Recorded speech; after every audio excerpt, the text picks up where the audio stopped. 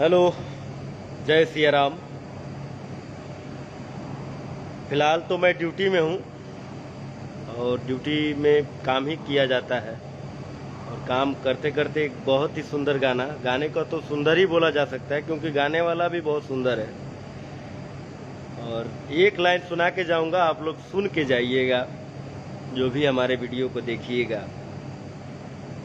अपना आशीर्वाद प्यार अगर देने लायक हो तो इस भाई को भी दीजिएगा, और हो सके तो शेयर करिएगा। जनी जा कमाए कलकतिया राजा, मारली सवतिया मतिया राजा। जनी जा कमाए कलकतिया राजा, मारली सवतिया मतिया।